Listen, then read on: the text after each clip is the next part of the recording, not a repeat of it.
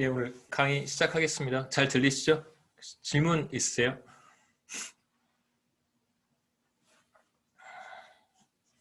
지난 시간에 이어서 우리 첫 번째 인스티튜션에 대한 이야기를 하고 있었고, 그다음에 이제 인스티튜션과 관련해서 간단한 이론을 지난 시간에 소개를 했었습니다. 그래서 간단한 이론 보시면,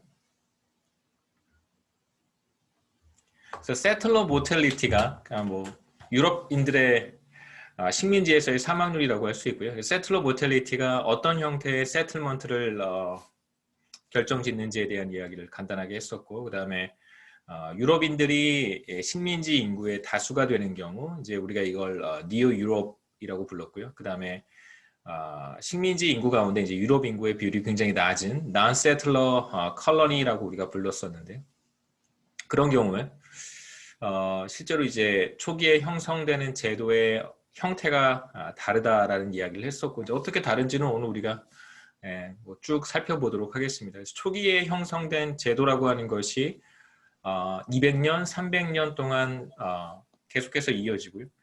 그래서 현재 인스티튜션, 현재 제도의 품질 혹은 뭐 제도의 형태, 유형 뭐 이런 것들에 영향을 미치게 되고 궁극적으로 현재 소득 수준에 영향을 미친다고 하는 것이 이제 우리가 첫 번째에서 보고 싶은 간단한 이론이고, 우리가 여기에서는 여러 가지 이야기들, 뭐 백그라운드 설명 제가 좀 드리고, 그 다음에 실제 데이터에서 어떻게 이러한 단계, 그 세틀러 모텔리티가 세틀먼트에 어떤 방식으로 영향을 미치고, 혹은 이제 세틀먼트가 어떻게 얼리 인스티튜션에 영향을 미치는지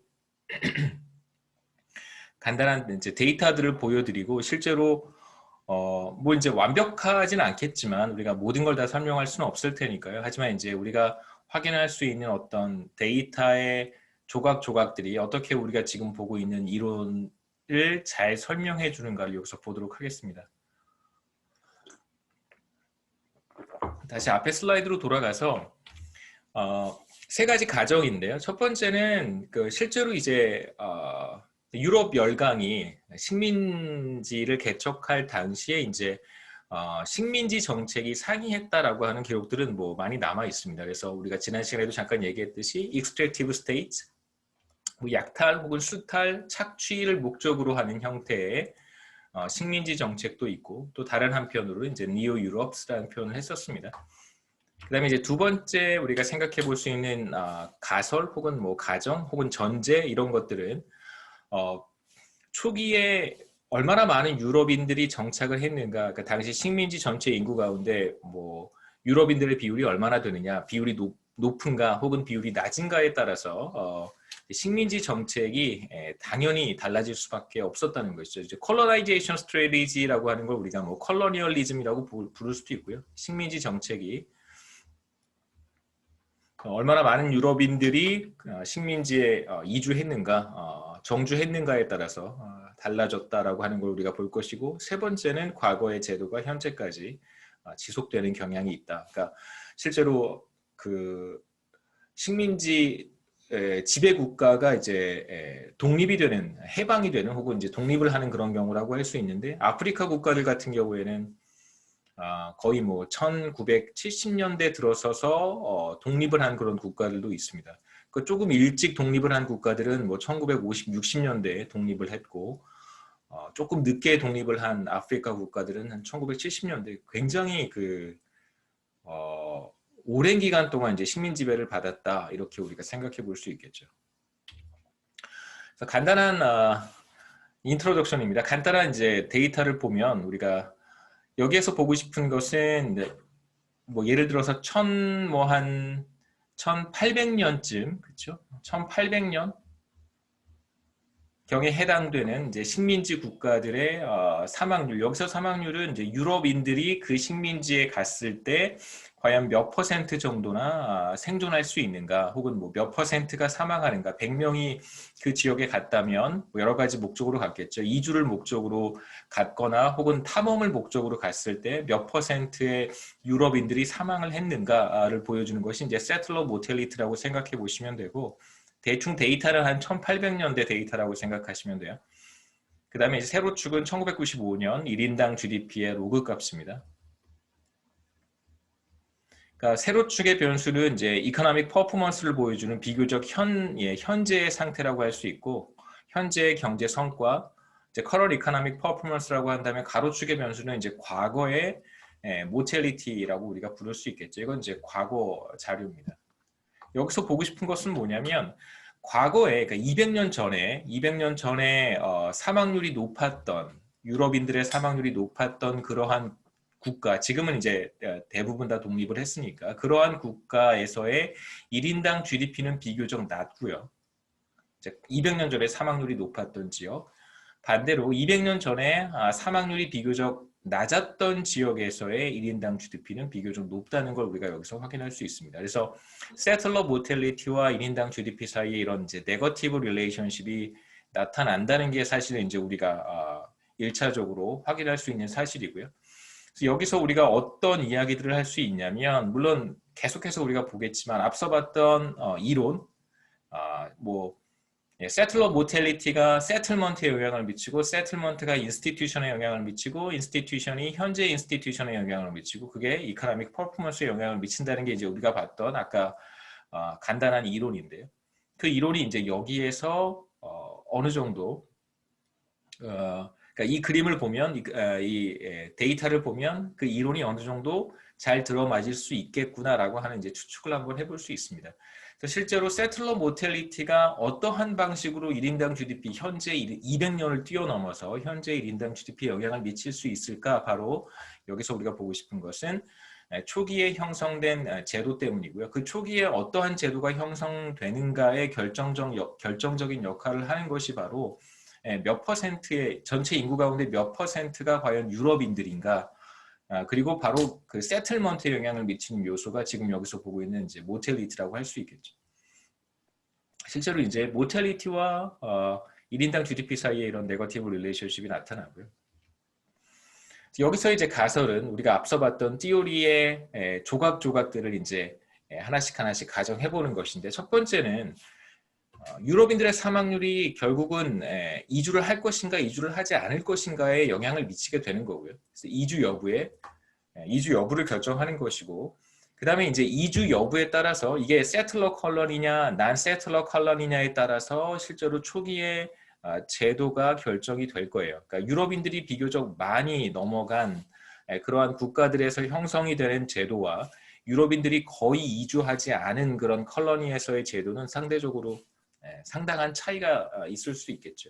그 다음에 이제 세 번째 가설은 초기의 제도가 상당히 오랜 시간 동안 지속이 돼서 현재의 제도에 영향을 미쳤다. 아니면 뭐 현재의 제도가 형성되는 어떤 그 근간에 형성했을 것이다라고 하는 게 이제 세 번째 가설입니다.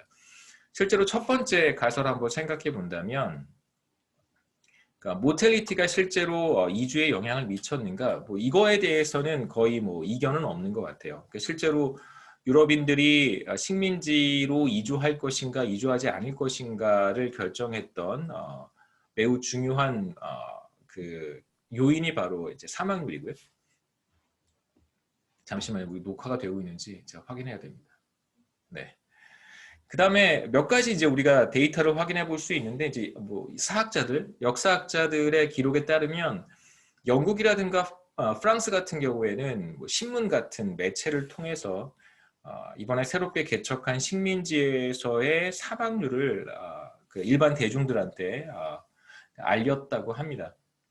예를 들어서 남아있는 기록을 보면 시에라리온, 이건 이제 서아프리카의 한 국가죠. 시에라리온 같은 경우는 이제 프로빈스 오브 프리덤, 이거 실제로 이제 그 시에라리온의 수도가 프리타운이잖아요. 프리타운이고 그 프리타운의 이제 특정 지역을 가리키기도 하는데, 프로빈스 오브 프리덤 같은 경우에는 이제 첫 해의 사망률이 46%, 그러니까 100명이 만약에 이주를 했다면 혹은 뭐 탐험을 했다면 그 중에 46명이 사망했다라고 볼 수 있고요. 그 다음에 이제 블라마라고 하는 곳인데, 제가 지도에서 보여드리겠습니다. 블라마는 이제 볼라마라고 부르기도 하고요. 기니비사우 지역의 한 도시라고 볼 수 있겠죠. 그 지역에서는 61%였고요. 사망률이. 그 다음에 이제 또 다른 이그젬플은 멍고팍, 한국 사람 아닙니다. 방문고처럼 보이기도 하죠. 그렇죠? 멍고팍이라고 하는 영국 사람인데요. 먼고팍이 두 번째 아프리카 탐험을 1805년경에 이제 아프리카 탐험을 하는데 그 탐험 경로는 그 서아프리카 감비아 강에서부터 출발을 해서 이제 내륙 아프리카 내륙으로 이렇게 들어가는 거예요. 그 니제르 강까지 혹은 뭐 나이저 혹은 니제르 강까지 이렇게 내륙 탐험을 시도를 했는데 당시에 이제 절반 87%가 초기에 그 탐험 도중에 사망을 했고 이제 탐험이 다 끝나기도 전에 이제 모든 사람들이 다 사망을 했습니다. 그래서 먼고팍은 굉장히 유명한 아프리카 탐험가 중에서 굉장히 유명한 사람이고요. 탐험가 명단 이렇게 찾아보시면 쉽게 확인해 볼 수 있습니다. 그 다음에 이제 조금 더 거슬러 올라가서 1600년대 이야기죠. 필그림 파더는 1600년대 초반으로 기억하고 있는데요. 필그림 파더스라고 하는 사람들은 어떤 사람들이냐면 그 신대륙으로 이주해 갔던 초기 이주민들이고 이 사람들이 결국은 매사추세츠주 지금 이제 매사추세츠의 플리머스라고 하는 지역에 이주를 하게 되는데 원래 이 사람들이 가고 싶었던 지역은 의도했던 지역은 이제 중앙 아메리카에 있는 가이아나라고 하는 곳입니다. 그 베네수엘라 옆에 있는 국가고요. 이쪽으로 가려고 했다가 북아메리카로 경로를 바꿨던 이유가 바로 이제 이 중앙 아메리카 지역의 사망률이 상대적으로 높았기 때문이라고 합니다. 그 다음에 또 하나 뷰챔프 커미티라고 하는 영국의 그 하나의 어떤 지금으로 하면 위원회라고 할 수 있는데 이 위원회는 어떤 위원회냐면 유죄 판결을 받은 이제 그 영국인들이죠. 죄수들 교도소로 보내야 되는데 이제 영국 내에도 교도소가 있지만 이제 식민지에도 교도소를 많이 만들었어요. 이제 우리 개념으로 하면 이게 유배를 보내는 거예요. 비교적 이제 중범죄를 저질러서 유죄 확정을 받은 이러한 사람들을 이제 그 식민지에 있는 교도소에 보내는 건데 유배지로 보내는 것이죠. 이제 보내는데 처음에 생각했던 지역이 바로 이제 아까 얘기했던 그 감비아강 인근에 있는 이제 식민지 교도소 일종의 뭐 유배지 수용소라고 볼 수 있겠죠. 이제 유배지로 보내는 건데 그 굉장히 그 계속해서 보겠지만 영국 사람들의 어떤 의식 구조는 확실히 좀 다른 것 같아요. 그러니까 굉장히 오랜 전통의 민주주의 역사를 자랑하는 국가라는 생각이 들 정도로 사실 그냥 보내버리면 되는데 1800년경이니까 그냥 보내버리면 되는데 사망률이 높아서 아무리 그 유죄 확정을 받은 사람이지만 사실 그 당시 풍토병 제가 간단하게 나중에 보여드리겠습니다만 그 지역에 이제 풍토병이라든가 이런 것들로 인해서 그 죽을 가능성이 굉장히 높으니까 그 지역으로 이제 죄수들을 보내지를 않습니다. 그래서 이제 최종 뷰챔프 커미티에서 최종적으로 확정했던 유배지가 바로 호주였죠. 굉장히 멀단 말이에요. 그러니까 아프리카 그 여러분 아시잖아요. 아프리카 그 남단을 이렇게 내려와서 거쳐서 호주까지 가려면 굉장히 먼 여정이에요. 사실 영국 그 왕실 입장에서도 생각해보면 영국 정부겠죠. 왕실 정부 입장에서도 생각해본다면 상당히 많은 비용이 드는 건데 이런 의사결정을 했다는 기록이 있습니다. 뷰챔프 커미티에서. 뭐 간단하게 여기 아프리카 지도고요. 나중에 우리가 노예무역을 할 때 아프리카 지도를 다시 한번 보겠습니다만 지금 이야기했던 지역이 바로 이쪽 지역이죠. 이쪽 지역. 네, 이쪽 지역입니다. 서아프리카. 그 확대해서 보면 시엘라리온이 여기고요. 프리타운. 이 지역이 바로 네. Province of Freedom 거기를 가리키는 거고요. 그 다음에 이제 갬비아 강이 여기 이제 붉은색으로 표시가 되어 있는 이쪽 지역이 이제 갬비아 강입니다. 그러니까 먼고팍이 내륙 탐험을 시작했던 곳이고요. 그래서 이렇게 니제르 강까지 여기가 니제르 강이죠. 지금의 이제 말리 지역으로 들어가다가 거의 다 풍토병 같은 것으로 인해서 거의 다 사망을 했고요. 네, 예. 그 다음에 필그림 파더스 같은 경우 이제 가이아나로 처음에 이주를 생각을 했었는데 그 가이아나 지역이 바로 여기가 베네수엘라고요. 여기가 가이아나. 그 다음에 다 알고 계시죠? 이쪽이 콜롬비아 지역입니다. 콜롬비아, 베네수엘라, 가이아나. 이쪽으로 가려다가 결국은 이제 매사추세츠로 간 거죠. 매사추세츠는 이제 이쪽 지역입니다.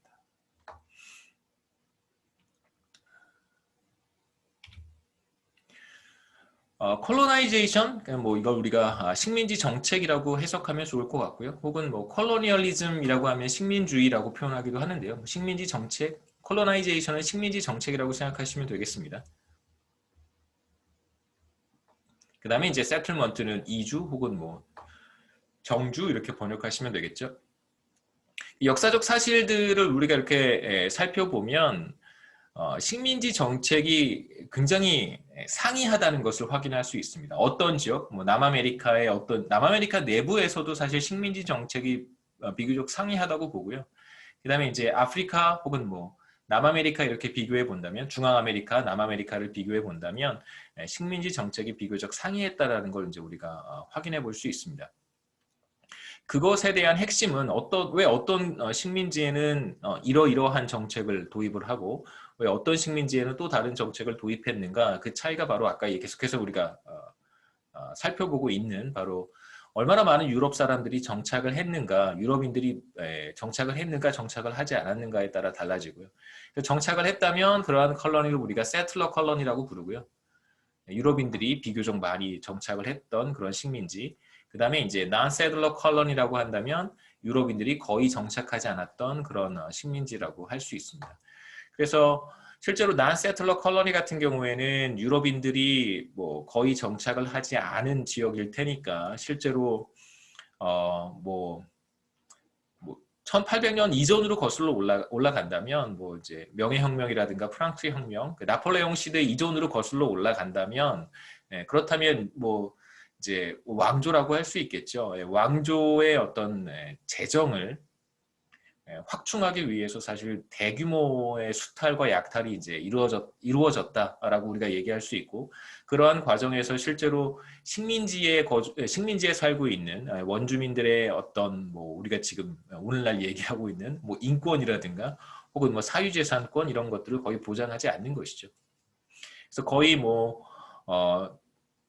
그 왕조의 권력을 통제할 수 있는 어떤 제재 수단이 거의 존재하지 않았던, 부재했던 그런 시기라고 볼 수 있고, 그래서 어떤 형태의 그 정치 시스템이 도입이 됐는가, 어떤 형태의 인스티튜션이 도입이 됐는가 이렇게 살펴본다면 통치 구조를 더 공고히 하고요.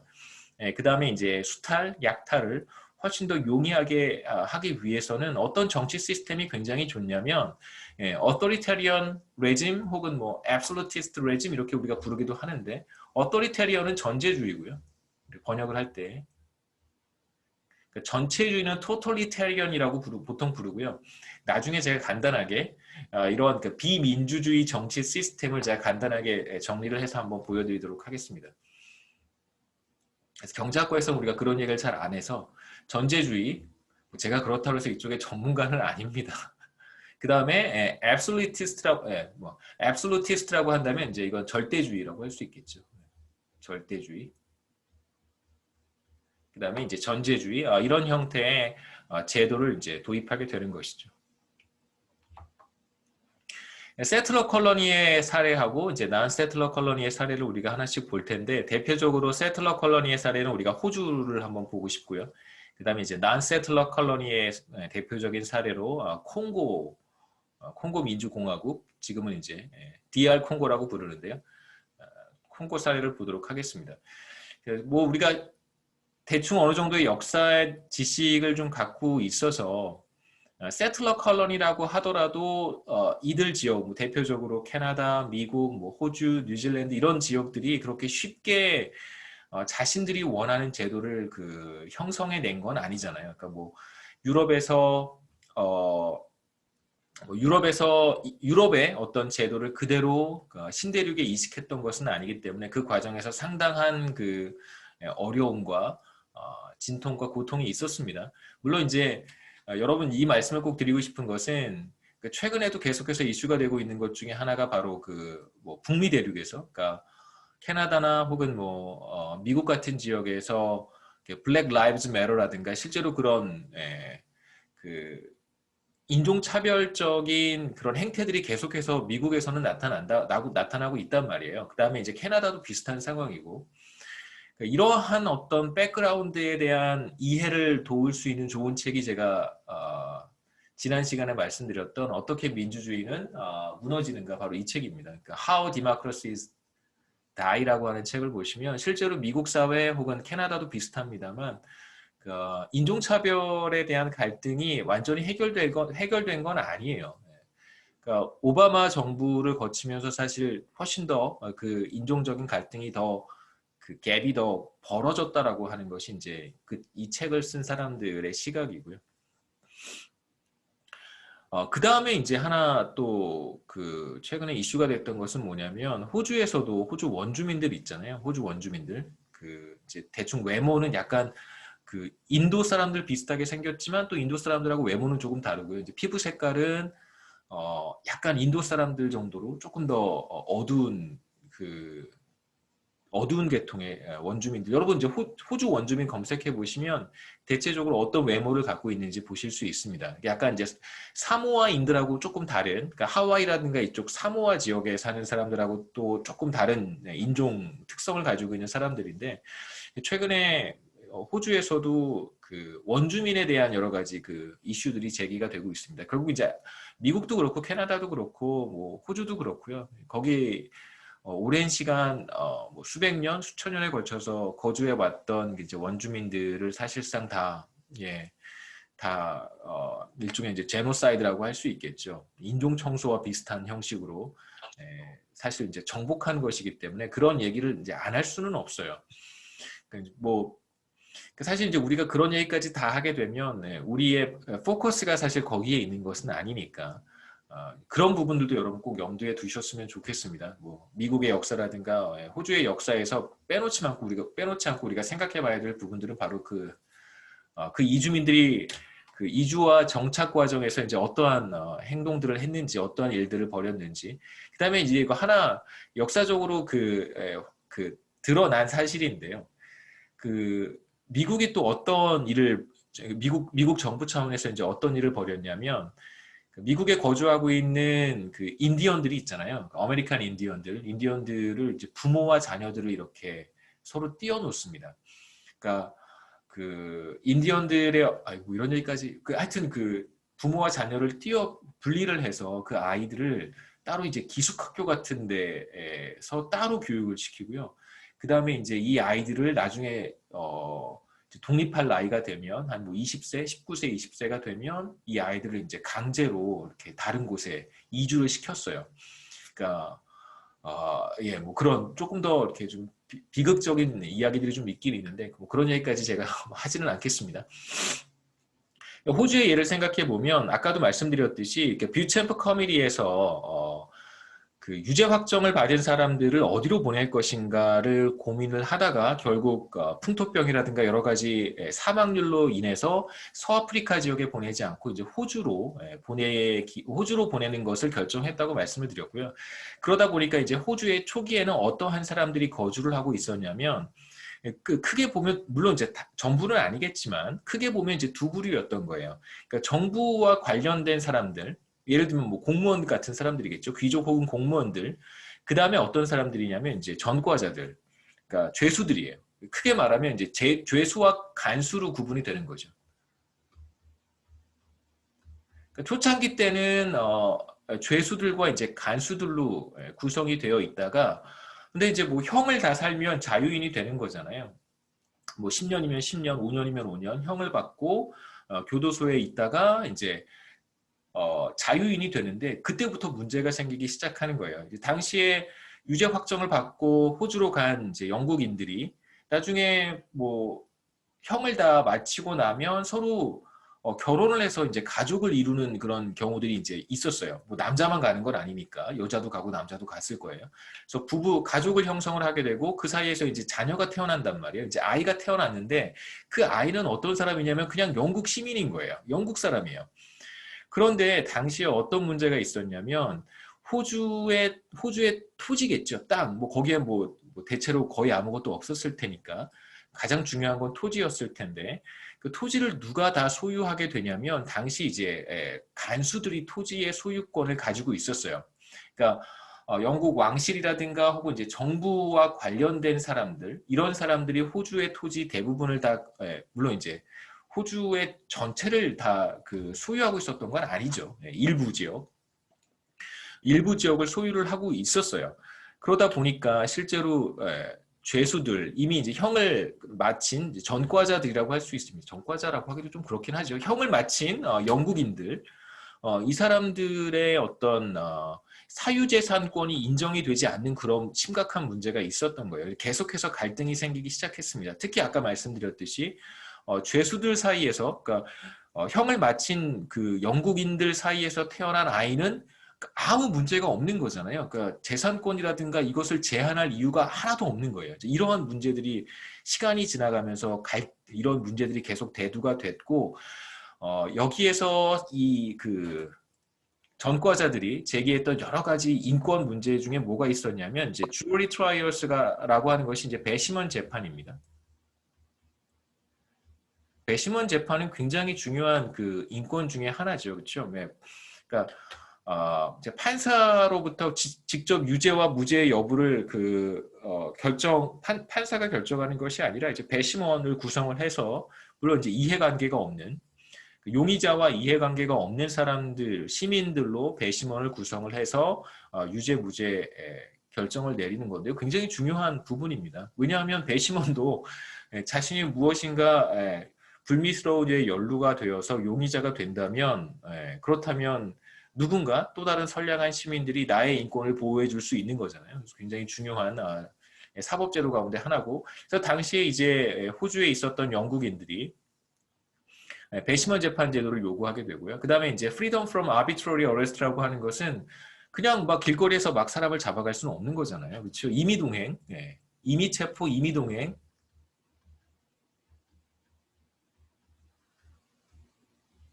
잠시 같이 서해 가주시죠. 그럼 우리는 거부할 권리가 다 있습니다.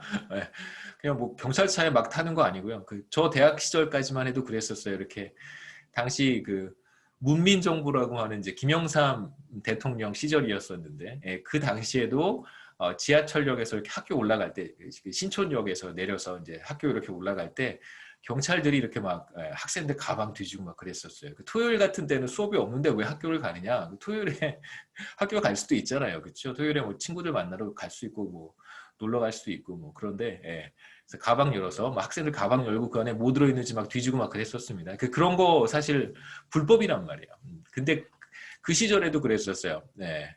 참 한심한 시절이죠, 그렇죠? 네. 그다음에 뭐 일렉토럴 레프레젠테이션 선거 뭐 이런 것까지 상당히 많은 그 영국에서 행해지고 있는 사실 민주주의 형태를 그대로 호주에도 이식을 해야 된다라고 하는 그런 강력한 열망들이 있었던 거죠. 이제 그게 결국은 다 시행이 됩니다. 그 다음에 대표적인 난세트러 컬러니 가운데 제가 조금 있다가 콩고 이야기를 할 거고요. 뭐 우리가 생각해 볼 수 있는 라틴 아메리카의 여러 국가들, 그 다음에 이제 아프리카의 여러 국가들이 바로 이제 난세틀러 컬러니에 해당이 됩니다. 상당한 풍토병 때문에 사실 거주하기가 어려웠다고 하고요. 그 Why Nations Fail 책에 몇 가지 사례들이 이렇게 등장하는데 많은 이제 스토리들이 있어요.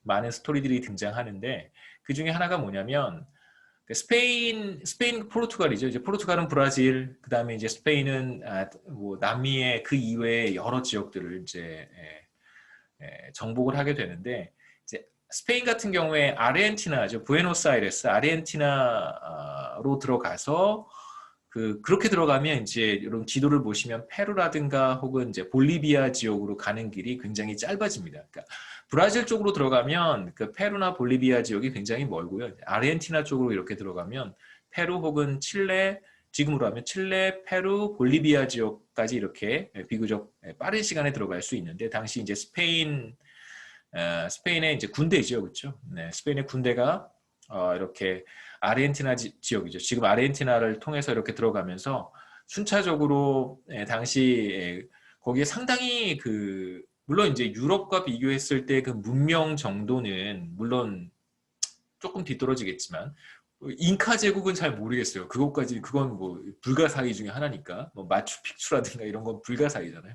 뭐 여하튼 그 지역에 형성되어 있었던 이제 문명 사회는 뭐 유럽과 비교했을 때는 뒤처져 있을지 모르지만 아메리카 대륙 전체로 봤을 때는 상당한 문명 국가를 이루고 있었던 거죠. 그러니까 북아메리카와 중앙아메리카, 남아메리카를 비교해 보면 상대적으로 북아메리카의 아메리칸 인디언들의 문명 수준과 이 남쪽에 있었던 당시 남아메리카의 문명 정도는 상당히 큰 차이가 있습니다. 그러니까 남쪽이 훨씬 더 문명화되어 있었던 거예요.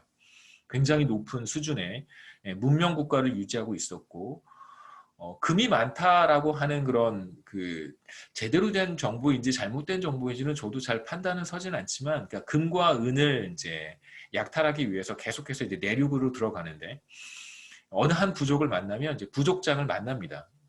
그래서 부족장의 아들을 이렇게 체포를 하고 인질로 데리고 있으면서 금과 은을 다 내놔라. 이렇게 스페인의 군대가 요구를 하는 것이죠. 금과 은을 다 내놓으면 이제 뭐 아들이라든가 혹은 이제 가족들, 인질로 잡고 있는 가족들을 풀어주겠다.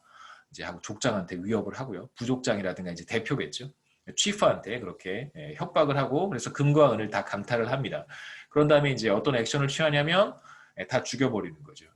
살려주기로 약속을 했는데 다 죽이고, 그다음에 부족장도 죽이고, 그다음에 다른 마을로 이렇게 이동해 가는 거예요. 다 불태워버리고, 또 다 내륙으로 그렇게 들어가면서 결국 발견해낸 그 엘도라도라고 하는, 그러니까 뭐 일종의 천국이겠죠. 금과 은이 풍요로운 바로 그 지역. 나중에 우리가 마이닝 미타에서, 페루의 마이닝 미타에서 보겠지만, 그러니까 포토시 광산이라고 하는 지역을 나중에 발견하게 됩니다. 그래서 결국 이러한 방식으로 착취와 수탈을 진행을 하게 되는데, 그러다 보니까 필요한 제도가 어떤 제도였냐면 중상주의, 머캔털리스트라고 부르기도 하는데 여러분 다 들어보셨던 중상주의예요.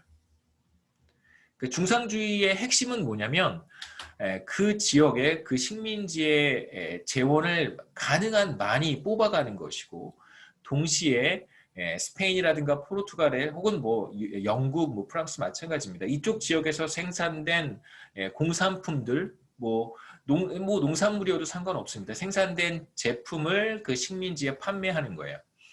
그러니까 굉장히 싼 가격으로 이런 금과 은 여러 가지 재원들을 구매해 가고, 그러니까 구매에 대한 독점권이 바로 이 스페인, 포르투갈 이런 곳에 있는 것이죠. 그 다음에 이제 반드시 자기네들이 생산한 제품을 구입하도록 그렇게 강요를 했습니다. 그래서 독점과 무역 규제죠, 그렇죠? 지금으로 표현하면 무역 규제입니다.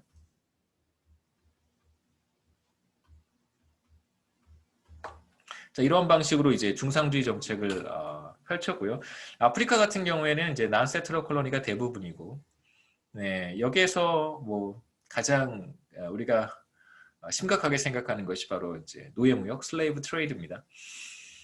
이 슬레이브 트레이드와 관련해서는 우리 두 번째, 그러니까 첫 번째 볼 게 이제 페루의 마이닝 미타고요. 다음 챕터에서. 그 다음에 이제 볼 게 두 번째 보려고 하는 것이 바로 아프리카의 슬레이브 트레이드입니다. 뭐 슬레이브 트레이드는 그러니까 굉장히 그 역사에 몇 차례에 걸쳐서 대규모 노예 무역이 자행이 되는데, 이제 우리가 보고 싶은 것은 그 트랜스 아틀랜틱 슬레이브 트레이드라고 그래서요. 이제 대서양을 횡단하는, 그러니까 아프리카 사람들이 이제 북아메리카, 그다음에 이제 중앙아메리카, 남아메리카, 이제 아메리카 대륙으로 이렇게 팔려가는 그러한 노예 무역을 이제 트랜스 아틀랜틱 슬레이브 트레이드라고 부릅니다. 몇 번에 굵직했던 그 노예 무역의 사건들도 우리 간단하게 제가 소개를 해드릴게요. 두 번째 우리가 난세틀러 컬러니의 사례, 앞에 첫 번째로 이거 호주를 간단하게 봤고요. 두 번째 한번 생각해 볼 만한 사례는 지금의 DR 콩고. 콩고는 콩고라는 이름의 국가가 두 개가 있는데요. 하나가 이제 DR 콩고고 또 하나가 이제 리퍼블릭 오브 콩고입니다. 제가 아프리카 지도 다시 한번 보시죠. 돌아가 보면 DR 콩고가 여기 이렇게 있고요. 그 다음에 이제 여기 지도에 잘 안 보이네요. 여기 있죠. 콩고. 리퍼블릭 오브 콩고가 여기 있습니다. 노예무역 관련해서 그러니까 DR 콩고나 혹은 수단도 여러분 지금 보시면 뭐 세계 뉴스 이런 거 이렇게 찾아서 보시면 그 수단이라든가 이제 콩고 같은 경우에 내전이 굉장히 심하단 말이에요. 이쪽 지역. 그 다음에 에티오피아도 마찬가지죠. 이쪽 지역에 이제 사실 계속해서 분쟁이 좀 심하게 나타나고 있고 우리가 나중에 분쟁에 대한 이야기 또 하겠습니다. 내전 분쟁에 대한 이야기를 또 할 텐데 그래서 이쪽 지역의 그 분쟁과 관련해서는 그 여러 가지 이유를 찾기도 하는데요. 그러니까 비경제적인, 그러니까 경제학적인 요인들은 우리가 나중에 볼 텐데 비경제학적인 요인 가운데 하나가 뭐냐면 그러니까 노예무역을 꼽는 그런 그 연구들도 있기는 있어요. 노예무역의 역사가 굉장히 깊고, 그러니까 뭐 유럽 열강들에 의해서만 노예무역이 이루어진 것은 아니고요. 그 트랜스 사하란 슬레이브 트레이드 같은 것도 있어요. 그러니까 아랍 국가들이 중동 지역이죠. 이 중동 지역의 아랍 국가들이 그러니까 유럽의 식민 지배가 시작되기 전에 이미 이 아프리카 지역에 들어와서 그 노예 무역을 했었습니다. 그래서 이렇게 이쪽 지역이 다 이제 아랍화 되잖아요. 이슬람화 되면서 그러니까 이쪽 지역 여기 이렇게 이제 서아프리카로 들어와서 그 슬레이브 트레이드를 하기도 하고 그 다음에 이제 이쪽 지역으로 들어와서 이렇게 수단, 에티오피아 지역 통해서 들어오기가 쉽잖아요. 이제 홍해만 건너면 되니까 이렇게 들어와서 에티오피아라든가 수단 지역으로 이렇게 들어와서 이제 또 슬레이브 트레이드를 하게 돼요. 그래서 이쪽 수단이라든가 에티오피아라든가 혹은 이제 DR 콩고의 북쪽 지역이죠. 이쪽 지역이 실제로 이제 노예 무역의 루트로 보기도 합니다. 노예 무역과 관련된 그러한 어떤 오랜 전통 같은 것들이 계속해서 이제 내전의 문제를 해결해 가지 못하게 하는 요인이라고 이제 보는 사람들도 있고요. 실제로 노예무역이 그렇게 심각한가 이런 생각을 해볼 수도 있는데 굉장히 심각합니다. 여러분 그 우리는 사실 잘 모르잖아요. 이쪽 극동아시아에 사는 사람들이기 때문에 그러니까 아프리카라든가 유럽에서 어떤 일이 벌어지고 있는지 사실 잘 모릅니다. 그리고 아프리카랑 한국이랑 그렇게 교류가 많지도 않아요. 왜냐하면 여러분 아프리카 잘 모르잖아요. 저도 잘 모르고 배웠었어요. 모르고 자랐었어요. 그 여러 가지 이유 중에 여러 가지 이유가 있는데 그 중에 한 가지 제가 왜 한국에서는 아프리카를 가르치지 않을까? 그러니까 아프리카가 그렇게 뭘 그 가벼운 대륙은 아니잖아요. 굉장히 무거운 대륙이란 말이에요. 다루기가 쉽진 않고 그렇기 때문에 굉장히 잘 다뤄야 되고 많은 그 스터디를 해야 되고 뭐 많이 생각해 봐야 되고 이제 그러한 문제들을 안고 있는 대륙이기 때문에 그 다루지 않는 것보다는 굉장히 조심스럽게 우리가 이슈들을 다뤄야 되는데 거의 다루진 않습니다만 여하튼 최근에 여러 뉴스들 중에 그것도 뭐 꽤 됐어요. 제가 예전에 봤던 어떤 뉴스에서는 이 리비아 지역 있죠. 예. 알제리도 마찬가지지만 리비아 지역이 어떤 지역이냐면 그 내전으로 굉장히 고통받는 아프리카 사람들이 그 일종의 이제 난민이 되는 거죠. 내전을 피해서 유럽으로 그 들어가고 싶어 하는 아프리카인들이 리비아를 거쳐서 이렇게 유럽으로 불법 뭐라 그러죠? 불법 이주를 많이 합니다. 그 지역이 바로 리비아고요. 그 리비아의 브로커들이 굉장히 많고 브로커를 통해서 이제 유럽으로 이제 몰래 이렇게 들어가는 건데 그 과정에서 리비아에서 어떤 끔찍한 일들이 벌어지냐면 이렇게 해서 도망쳐온 그러니까 자국의 내전이라든가 심각한 경제 상황 이런 것들을 피해서 정치 상황을 피해서 온 사람들 아프리카인들이 리비아에서 또다시 잡혀서 노예무역의 희생자가 되고 있다라고 하는 뉴스가 여러분 이게 무슨 1900년대 뉴스도 아니고요. 20년 전 뉴스도 아니고 불과 3년 전, 4년 전 뉴스예요. 리비아에서는 여전히 노예무역이 지금도 이루어지고 있습니다.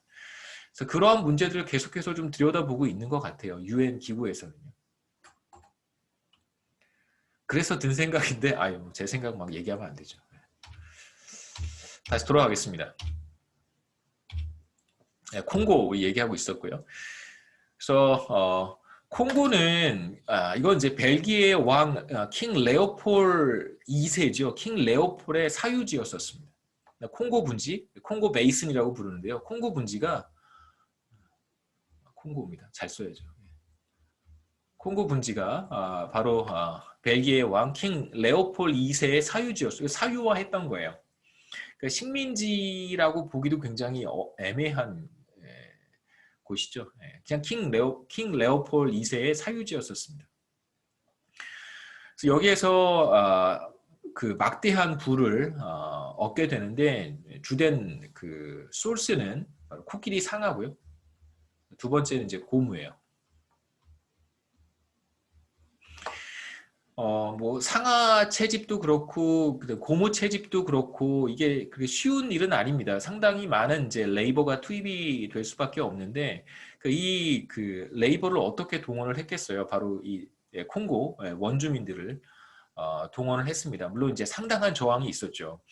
상당한 저항이 있고 뭐 전쟁도 해야 되는 상황이었고 이제 그러다 보니 상당히 막강한 그런 이제 군대가 필요했던 거예요. 근데 이건 국가가 벨기에의 식민지가 아니라 킹 레오폴의 식민지였기 때문에 그 벨기에 군대를 동원하는 건 좀 넌센스고요. 그래서 이제 자기 친위군, 친위대라고 할 수 있겠죠. 자기 이제 친위대인 Forced Public을 구성을 해서 자기 친위대를 이제 콩고에 보냅니다. 그래서 이 콩고 킹 레오폴과 관련한 물론 이제 조금 허구적인 영화이긴 한데요. 레전드 오브 타잔인가요? 타잔이라고 하는 영화 한 몇 년 전에 나왔 4, 5년쯤 전에 나온 영화고요. 타잔 영화가 되게 많은데 가장 최근에 나온 타잔 영화예요. 예, 그 레전드 오브 타잔일 거예요. 이 영화 제목은.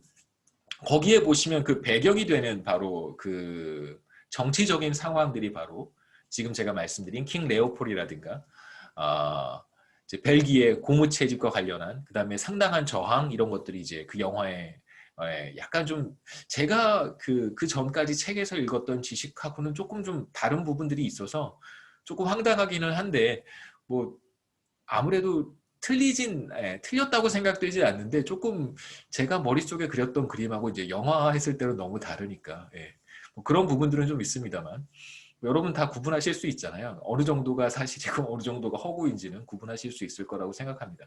그 다음에 이제 이 Force Public을 콩고에 보낸 또 다른 이유 중에 하나는 아까 제가 간단하게 말씀드렸던 아랍 슬레이브 트레이드의 루트이기도 해요. 그 DR 콩고의 북쪽 지역이 제가 말씀드렸던 수단, 경계 이쪽 지역이 바로 그 슬레이브 트레이드의 루트이기도 했기 때문에 계속해서 이제 아랍의 영향권에 있었습니다.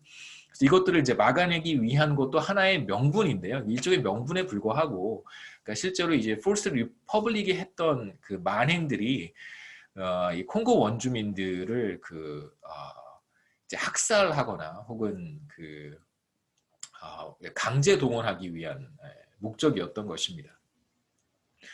그래서 좀 웃긴 것은 이 폴스 리퍼블릭 같은 경우 다 백인으로 구성이 되어 있고요. 일부는 뭐 벨기에 군인들도 좀 있고 정규군들도 좀 들어가 있고 그 다음에 멀서너리 용병들도 들어가 있습니다. 타국의 용병들도 들어가 있고 모두 백인으로만 구성이 되어 있어요. 이러한 친위대를 만들어서 이제 비교적 착취를 용이하게 하기 위한 목적이었던 것이죠. 그래서 고무 채집. 그 간단한 기록 여기 여러분 제가 링크를 걸었는데 아직도 링크가 살아있는지는 잘 모르겠습니다만 링크에 들어가 보시면 관련된 자료들을 보실 수 있고 구글에서 여러분 콩고만 치셔도 이미지 보시면은 끔찍한 그림들을 많이 볼 수 있습니다. 제가 보여드리지는 않을게요. 별로 아침부터 그런 이제 자료 사진들을 보는 것이 굉장히 좀 저는 개인적으로 거북해서 피할 수 없는 역사의 사실이기도 해요. 그래서 이것도 얼마 전에 있었던 일입니다. 여러분 그 세계 뉴스 이런 거 보시면 어느 정도 좀 이렇게 역사의 백그라운드를 비교 경제를 여러분 수강하신 다음에 이제 세계를 이렇게 보시면 조금 다른 시각으로 볼 수 있지 않을까 이런 생각도 좀 있어요.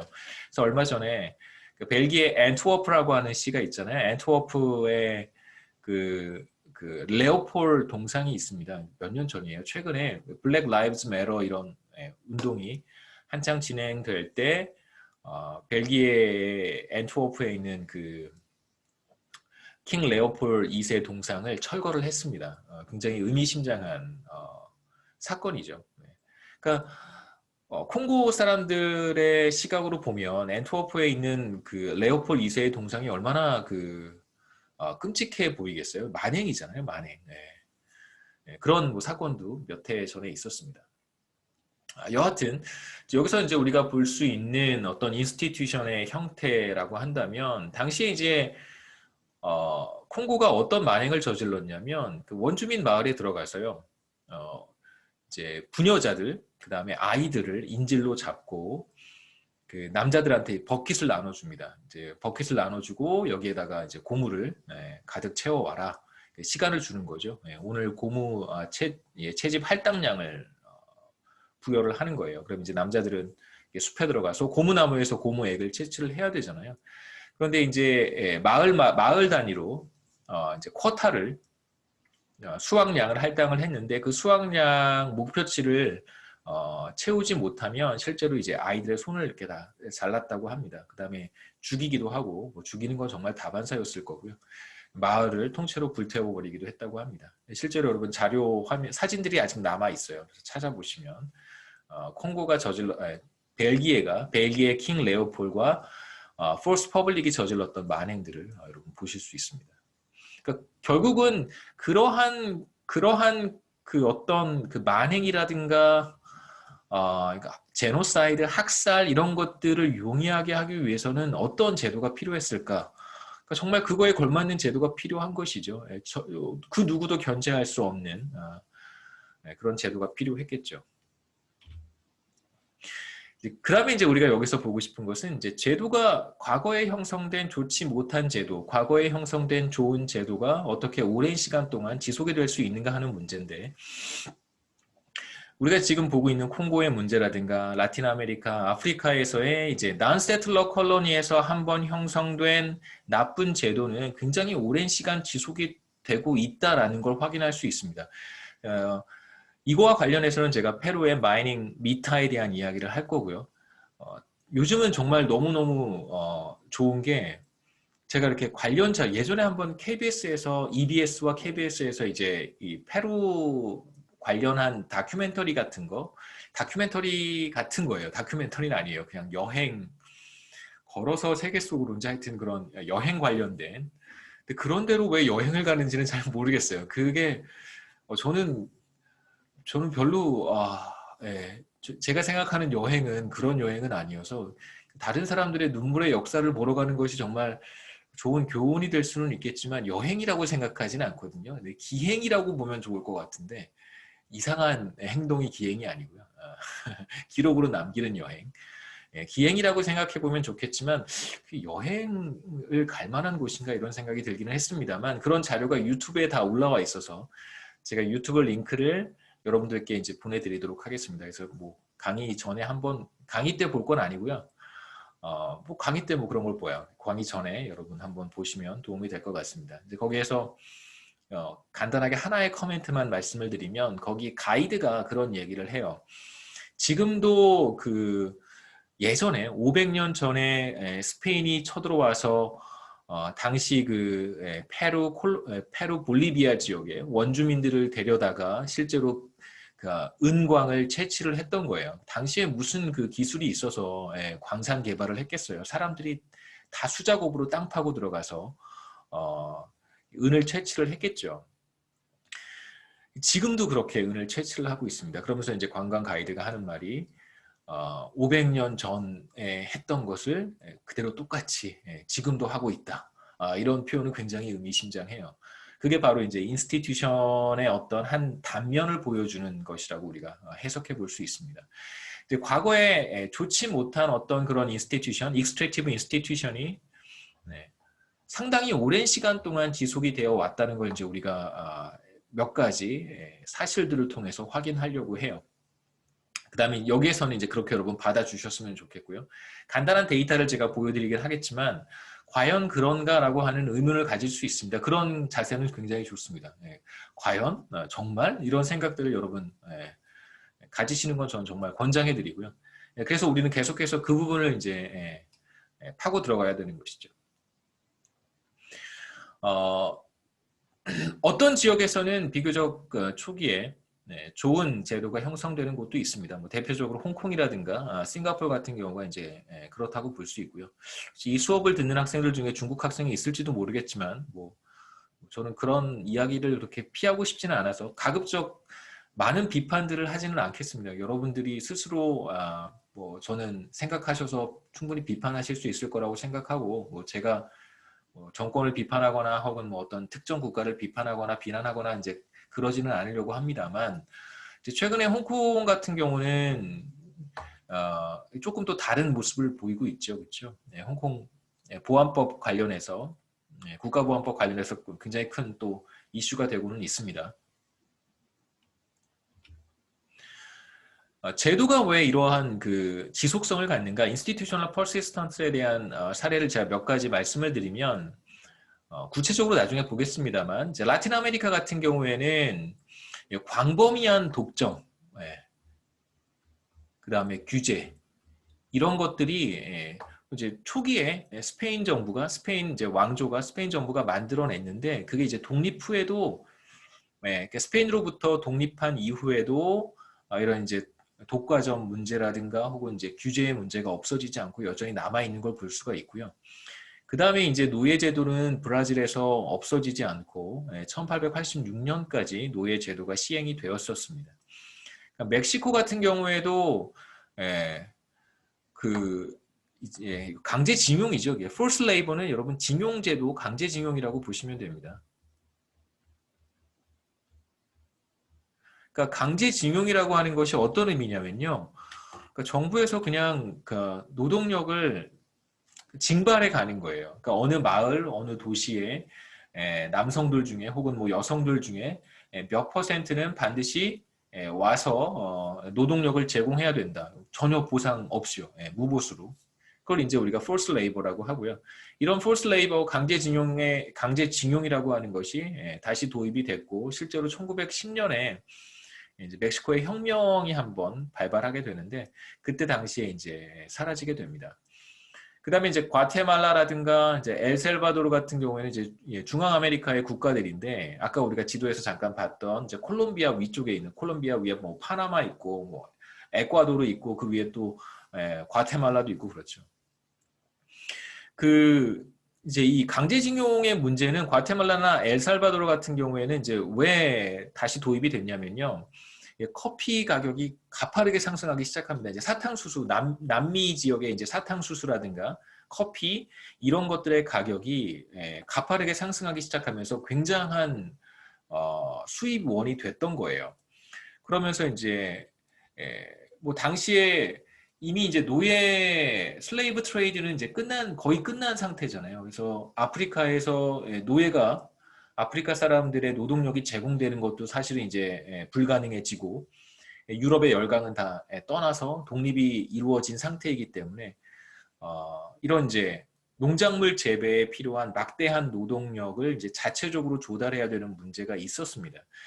그래서 이제 과테말라와 엘살바도르 같은 경우에 이제 커피 가격이 국제 가격이 가파르게 상승하면서 커피 재배에 상당히 많은 노동력을 투입하게 되고 그러다 보니 다시 이제 식민지 시대에 도입이 되었던 포스 레이버를 독립 이후에도 다시 도입하게 되는 그런 문제가 있었죠. 45년에 민주정권이 수립된 이후에 이제 없어지게 됩니다. 그래서 그러한 제도들이 사실 1900년대 거의 중반까지도 지속이 되었다고 보면 될 것 같고요.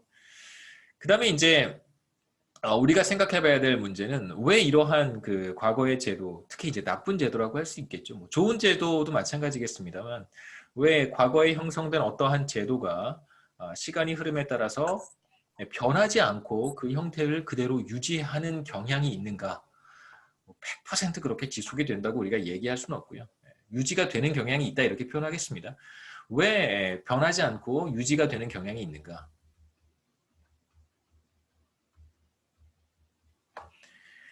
그러니까 우리가 호주의 사례에서 봤던 것처럼 그 다음에 이제 거꾸로 생각해 보면 콩고의 사례에서 왜 콩고는 좋은 제도를 거기에 만들려고 하지 않았을까? 물론 이제 개인의 어떤 사욕일 수도 있겠고요. 정말 그 용납할 수 없는 개인의 욕심이죠. 그 정도의 욕심을 용납하기 어려운 것 같아요.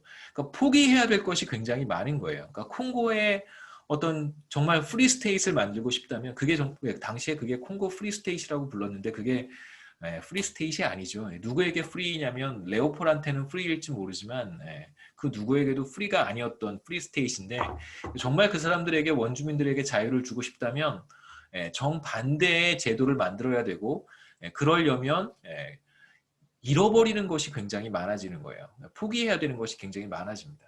좋은 제도도 마찬가지라고 할 수 있겠죠. 상당히 많은 비용이 수반이 됩니다.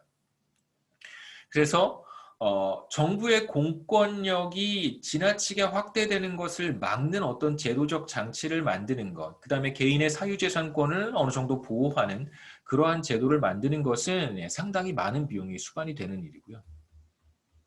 좋은 제도는 비용이 수반됩니다.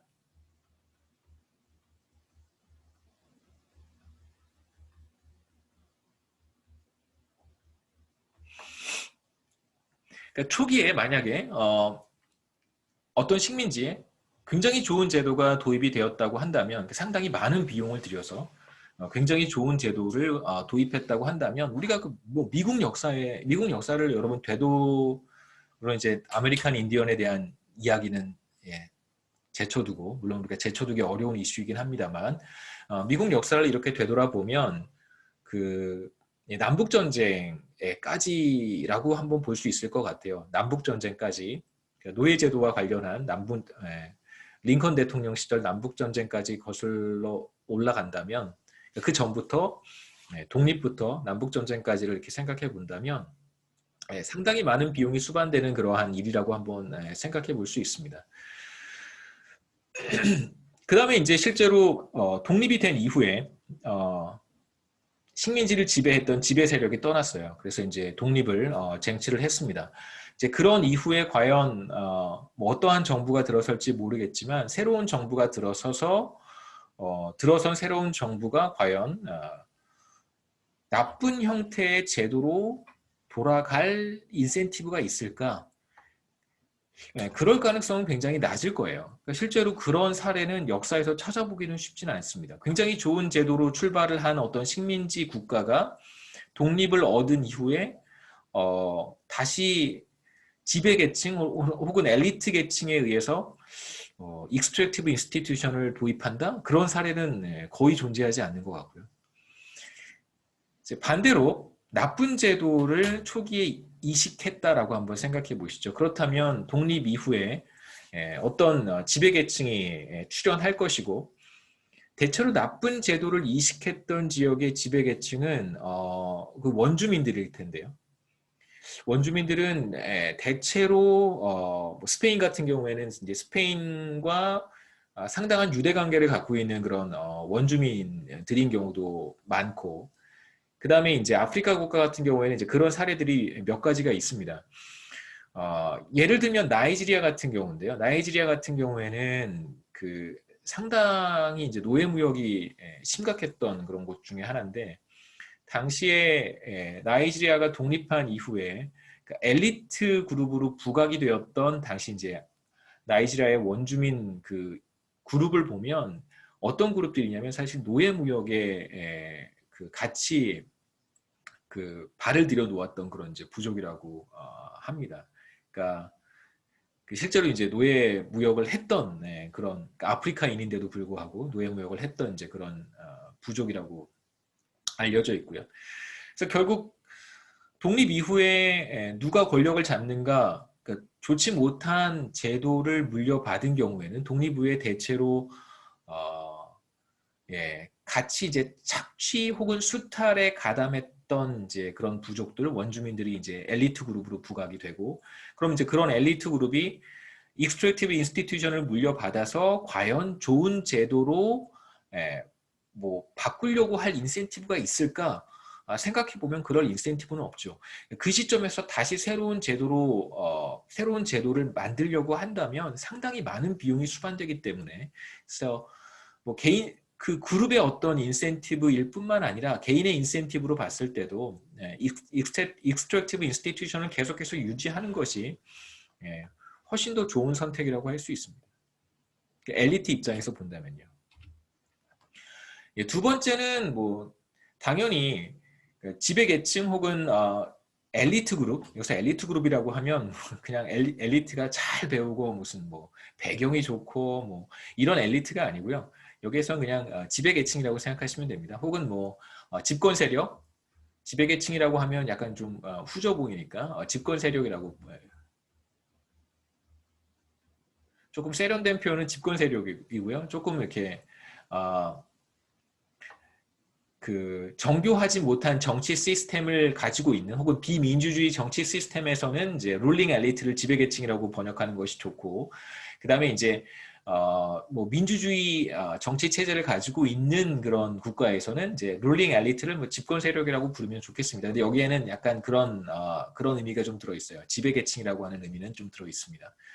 지배계층 혹은 이제 집권 세력의 수가 많으면 많을수록 사실 익스트랙티브 인스티튜션은 그렇게 매력적이지 않아요. 왜냐하면 n분의 1을 해서 나눠 먹어야 되는데 실제로 이제 지배계층의 사이즈가 크면 클수록 뭐 인센티브는 줄어들겠죠. 그래서 반대로 지배계층의 숫자가 지배계층을 구성하고 있는 구성원의 숫자가 적을수록 집권 세력의 구성원의 숫자가 적으면 적을수록 익스트랙티브 인스티튜션으로부터 얻을 수 있는 베네핏이 굉장히 커지기 때문에 그 사이즈가 굉장히 커지기 때문에 이것을 바꿀 인센티브는 사실 없습니다. 제도 자체를 뒤집으려고 하는 인센티브는 이제 별로 없겠죠. 대다수의 경우에 뭐 어토리테리언 레짐 혹은 전제주의 제도를 도입했던 국가들 같은 경우에 그러니까 실제로 이러한 국가들의 경우 유럽의 열강들이 떠나고 나서 그대로 이제 권력을 계승한 원주민들이 있을 거예요. 그 당시 그 주민들, 사람들, 엘리트 그룹이겠죠. 이 사람들의 수가 대체로 그렇게 많지 않습니다. 소수의 지배계층, 소수의 집권 세력이 등장하면서 나눠 먹게 되었을 때 뭐 그 몫이 굉장히 커지니까요. 나쁜 제도를 좋은 제도로 바꾸려고 하는 인센티브가 사실상 그렇게 크지 않다고 볼 수 있겠죠. 세 번째는 뭐 한번 그냥 뭐 그렇게 뭐 중요하지는 않습니다.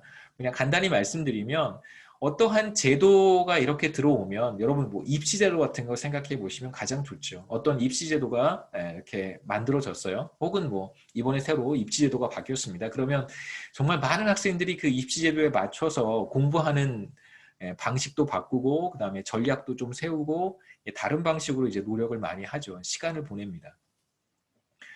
나름 뭐 이렇게 성공할 가능성도 높이고 그 다음에 더 좋은 대학을 진학하기 위해서 이제 그렇게 전략을 세우고 시간을 투입하고 또 뭐 재원도 투입하고 그렇게 의사결정을 해요. 그러니까 제도가 바뀌면 사람들의 행동도 그것에 따라서 바뀝니다. 근데 이제 어떤 제도가 이렇게 들어왔을 때 사람들이 그거에 맞춰서 투자도 할 수 있고 그거에 맞춰서 이제 교육도 받고 이제 그랬어요. 그런데 갑작스럽게 제도를 바꾸겠다고 하면 당연히 저항이 클 수밖에 없겠죠. 그러한 측면도 물론 있습니다. 좋은 제도 혹은 나쁜 제도가 들어왔을 때 사람들은 그것에 맞춰서 자신의 인센티브를 그거에 맞춰서 여러 가지 형태의 투자를 하게 되고 교육도 받고 뭐 기업도 만들고 다양한 경제화 활동들을 이제 하게 되는데 만약에 제도가 바뀌게 되면 자신이 투자했던 것들을 회수하기가 어려워지는 경우도 있단 말이에요. 교육 투자 같은 것들. 그 다음에 이제 뭐 기업에 투자하는 그런 경우들, 자본에 투자하는 그런 경우들은 이제 회수하기가 쉽지 않기 때문에 제도가 바뀌는 것에 대한 이제 강한 거부감이 있을 수도 있겠죠. 그것에 대한 이야기가 이제 세 번째 사례라고 할 수 있습니다. 이제 이어서 우리가 제도와 경제 성과, 여기서 경제 성과는 1인당 GDP로 우리가 측정을 할 거예요. 혹시 여기까지 질문 있으세요? 우리가 10시 15분까지죠. 질문 있으십니까?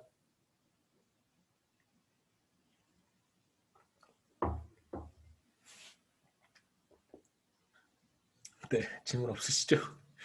질문 하시고 싶으시면 편하게 하시고요. 그 다음에 혹시 여러분 뭐 내가 알고 있는 건 이런 건데 뭐 제가 혹시 잘못 전달했거나 정확하지 못한 정보를 전달했다면 또 이렇게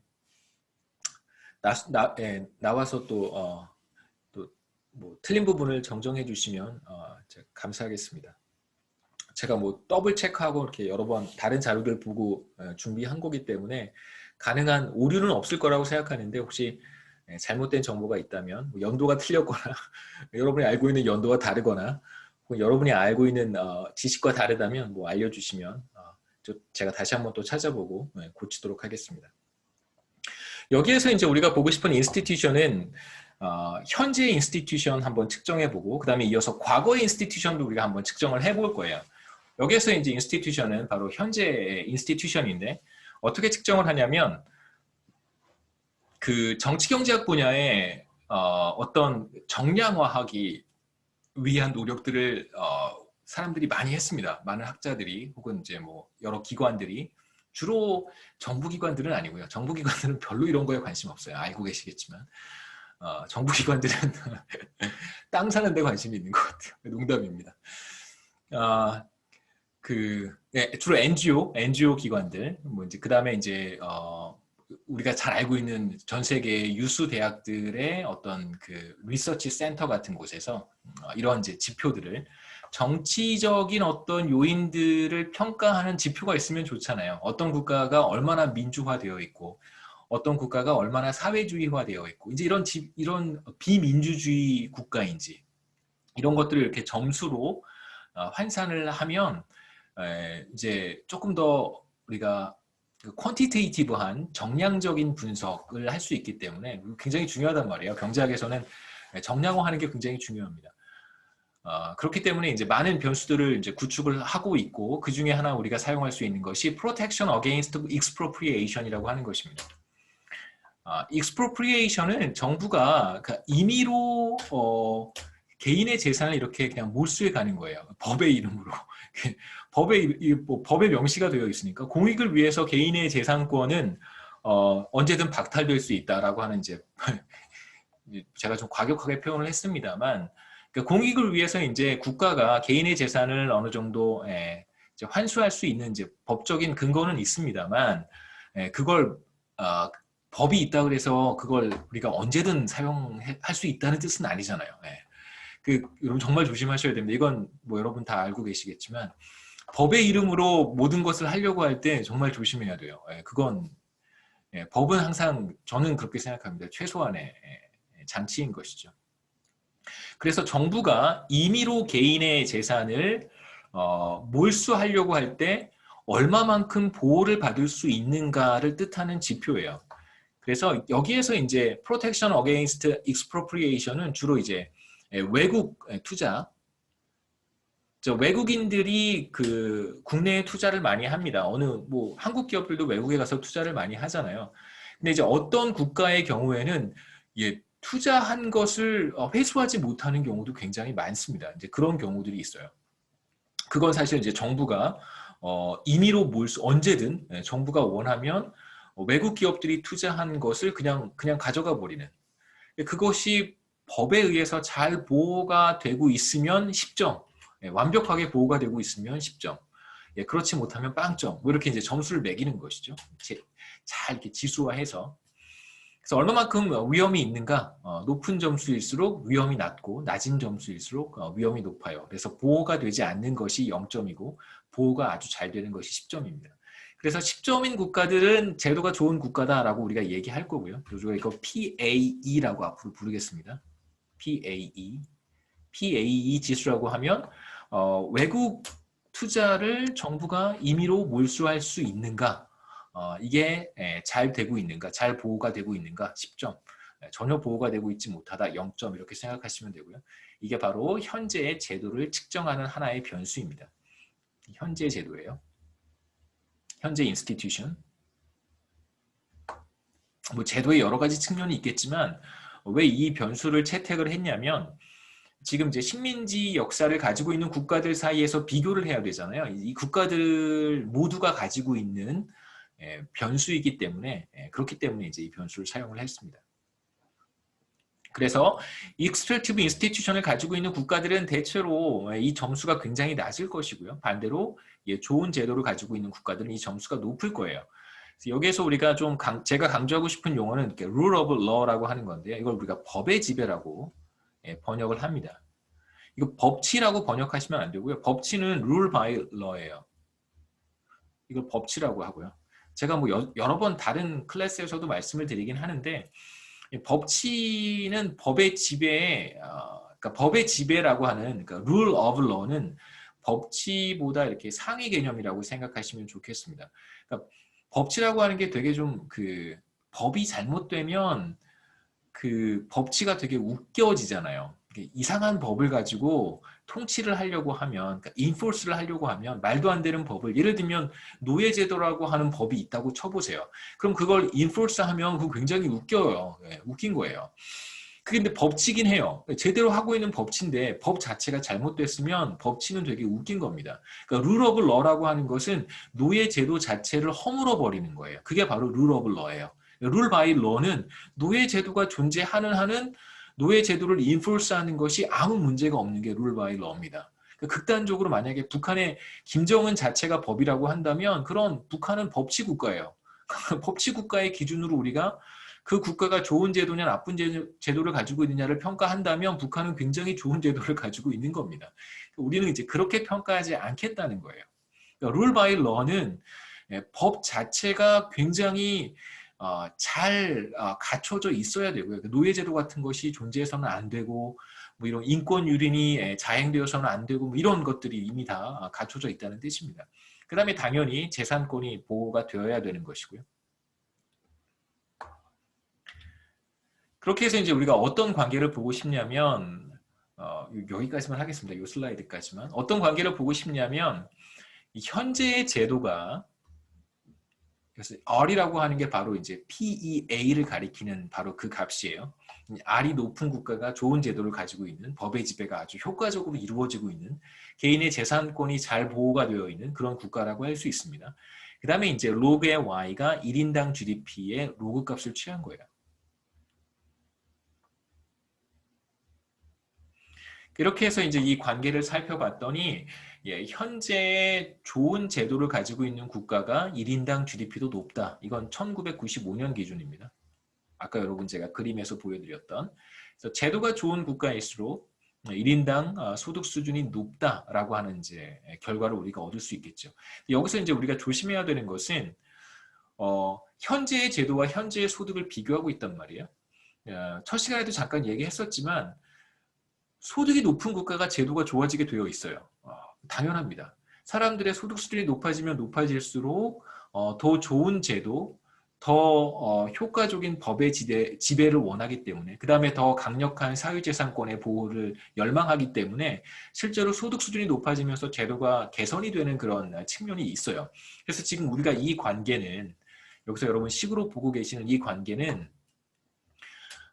현재 좋은 제도가 1인당 GDP를 코즈한다. 그러니까 원인은 인과관계를 명확하게 보여주는 것이다라고 생각하셔서는 안 됩니다. 말씀드렸듯이 현재의 소득 수준이 현재의 제도에도 영향을 미치고 있기 때문에 그래서 이제 앞으로 다음 시간에 뭐 빨리 이제 우리가 일장을 끝낼 텐데 다음 시간에 보려고 하는 내용은 우리가 이 인과관계를 규명하는 거예요. 과연 정말로 제도가 1인당 GDP에 영향을 미치는가를 보도록 하겠습니다. 여기까지 하겠습니다. 질문 있어요?